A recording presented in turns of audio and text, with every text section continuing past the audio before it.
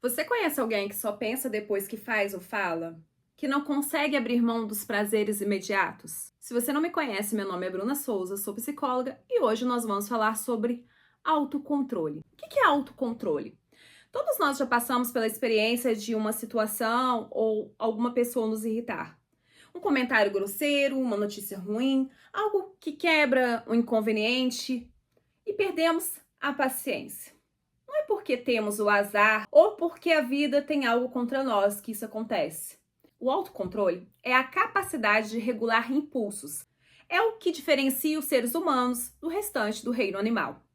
Essa função está centrada no córtex pré-frontal, a região encefálica responsável pelo planejamento, resolução de problemas e tomada de decisões. Eu não sei se você sabe, mas a região pré-frontal ela só termina de ser formada aos 25 anos. A complexidade das conexões sinápticas nessa área permitem o processamento de informações que permitem a antecipação de cenários e avaliação de alternativas de ação. Dessa forma, o córtex pré-frontal consegue inibir respostas automáticas, permitindo que o indivíduo evite comportamentos impulsivos que resultariam em arrependimento, em vez de apenas reagir de forma impulsiva a estímulos internos ou externos. A regulação emocional e comportamental é um pilar das funções executivas, o complexo sistema cognitivo que viabiliza o planejamento, o monitoramento de ações e a execução de metas. Na neuropsicologia, discute-se a influência de componentes genéticos versus fatores ambientais no desenvolvimento dessa capacidade.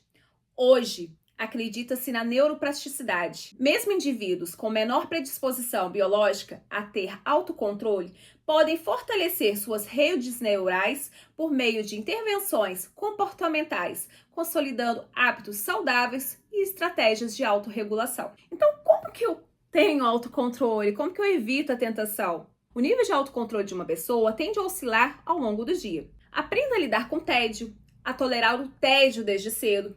Isto é uma ótima preparação para o desenvolvimento de habilidades de autocontrole, regulação dos pensamentos, emoções e ações. Controlar os estímulos ambientais é uma estratégia fundamental de autocontrole.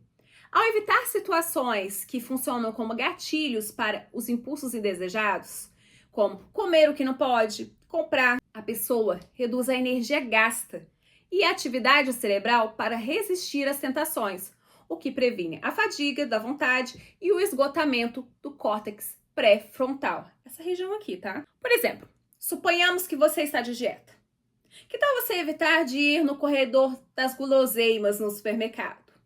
Que tal você evitar de comprar comida calórica e deixar em casa aqueles biscoitinhos, salgadinhos? Identificar e antecipar esses estímulos é essencial para conseguir realizar metas de longo prazo, permitindo que o seu comportamento seja guiado pelo planejamento racional e não por reações impulsivas. O autocontrole, ele permite que você exerça o controle sobre impulsos imediatos e dopaminérgicos, independentemente da intensidade da resposta emocional ou biológica do momento. Você vai conseguir deixar de ter prazer imediato para realizar metas de longo prazo. Você já ouviu falar do teste do marshmallow? Este teste, ele exemplifica bem o que é ter autocontrole. No início da década de 70, um psicólogo ele realizou o que hoje é conhecido como o teste do marshmallow.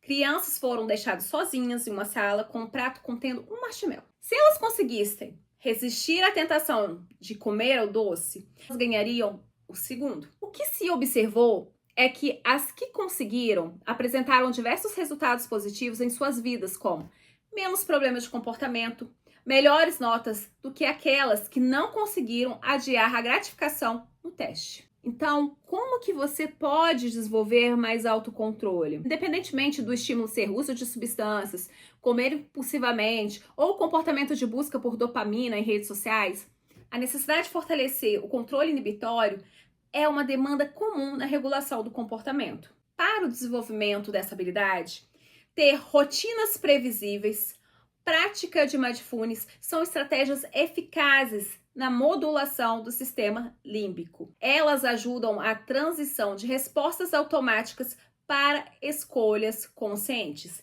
permitindo a manutenção de hábitos saudáveis e autorregulação a longo prazo. Você também pode mapear os gatilhos ambientais.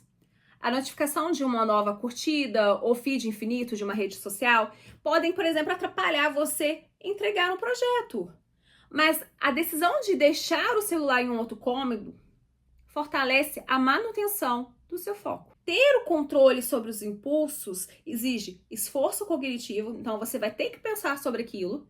Porém, essa regulação promove melhorias na saúde mental, na eficiência profissional e no bem-estar geral. Eu vou ensinar agora algumas técnicas. Faça uma lista de todos os motivos pelos quais você deve evitar ter o comportamento que é impossível. Por exemplo, comer doces estando em dieta. Anote todas as razões pelas quais você deve persistir em seus objetivos. Quando a sua força de vontade estiver baixa, vai lá e releia a lista. Isso vai ajudar você a lidar com essa situação. Utilize a regra dos 90 segundos.